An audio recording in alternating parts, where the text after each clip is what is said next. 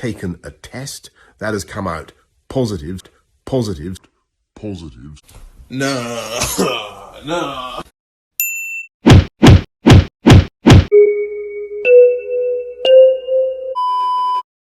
Day 19 of quarantine. So, as I'm sure most of you guys know, a lot of things have happened since this pandemic started. One of them being that the man himself, Boris Johnson, has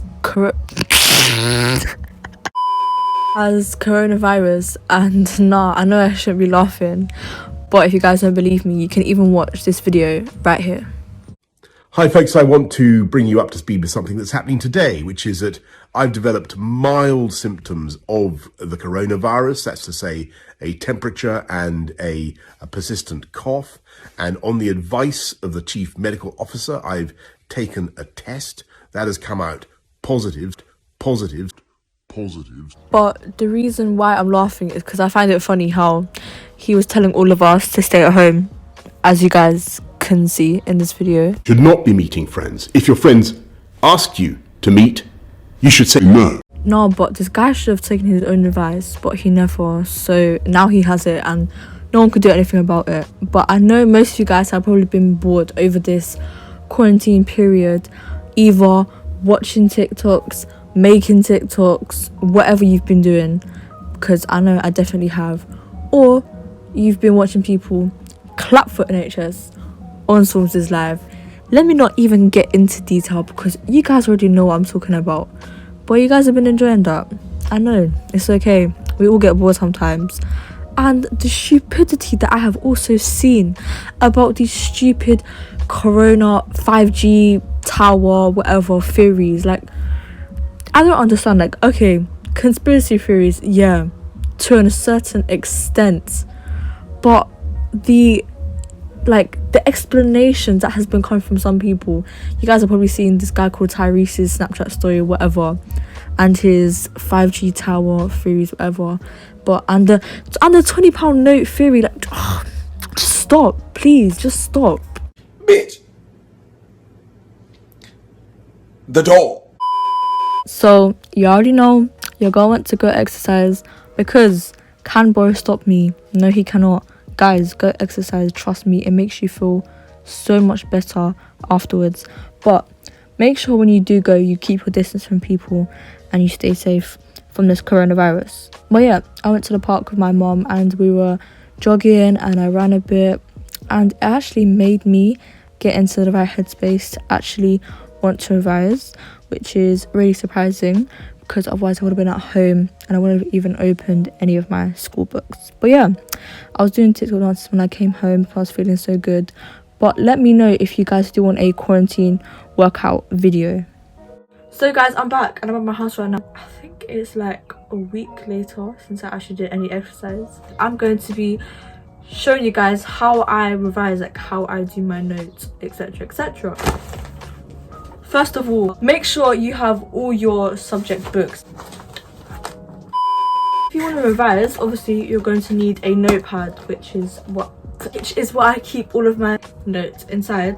Revision guides, make sure you have some of these with practice questions. And if you want to make short and concise notes, you need revision cards. Key definitions, key terms, you can write questions on these and like write the answer on the back. Make sure you test yourself daily on these revision cards. So like at night or in the morning, you go over it, you look over it, look at the questions, answer it. Then if your teacher gave you any revision resources, make sure you use them because they're going to help you a lot. Like for example, for my English GCSE, I had to do the inspector course, and this booklet basically has a summary of all the acts and all the parts. And if your teacher didn't give you any of these, just print them off online. Use something like this, like these little plastic wallets, and this is what I keep all of my French stuff in, and I try to keep all of my French stuff together. For example, flashcards, my vocabulary book, 2 more vocabulary books, and all my French work that's like loose from in my book. So I'm just going to quickly show you guys how I take my notes and how I lay it all out in this notepad. So as you can see here, I have 1, 2, 3, 4, 5 dividers, so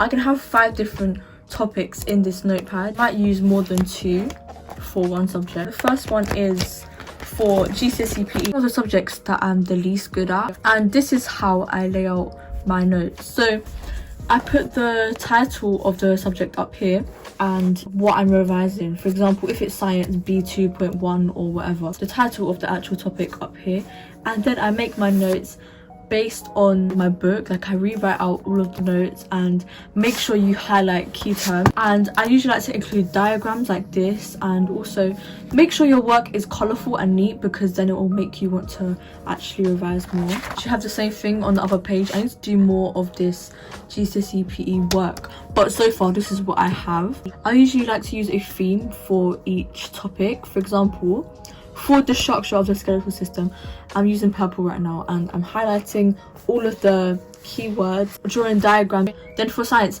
these are the notes that I'm most proud of. Like, people may say, what's the point of making notes look so neat? But for me, it helps me revise, because in science I work really hard. I usually get 7s and 8s in my tests, so that's why I work really hard with my science notes. I may do practice questions as well. For example, on this page I have a few practice questions and the answers underneath. For English, I'm making character profiles right now, so Mr. Berlin, but this is the only one that I've made, but I'm going to make a lot more. I put key quotes at the top and explaining each key quote, the context, overview and the traits. And as you guys can see, these are just some examples of what I've wrote.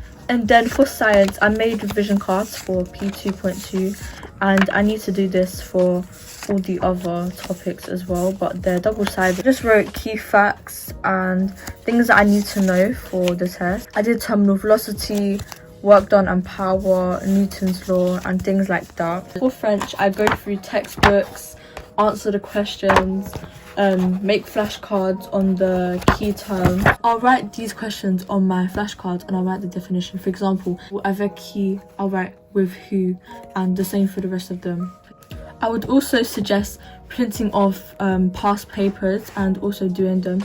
These are some of the past papers that I've printed off, and I'm going to be doing papers at some point once I've learned the content that I need to know. And also, whilst you're revising, I would suggest to listen to music and to not use your phone, as I know that's like a really big distraction. So put your phone somewhere else, try not to use it, and instead, if you have a laptop, then use your laptop or your computer to like search the questions and anything that you don't understand. Play music from your phone or computer or laptop, whatever, as long as you're not actually using your phone and you don't get distracted. So those are just some ways of how I revise, and I know a lot of stuff works differently for different people, but I hope this helped you guys to like try get some motivation to actually revise. I know it can be hard sometimes, because I know the struggle of not wanting to do anything and just wanting to sleep.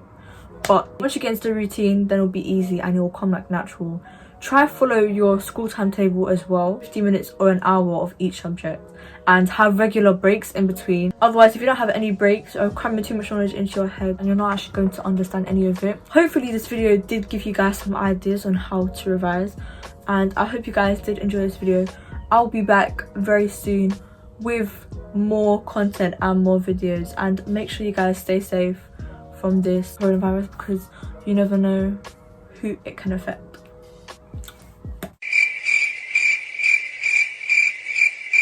I will see you guys in the next video. Bye.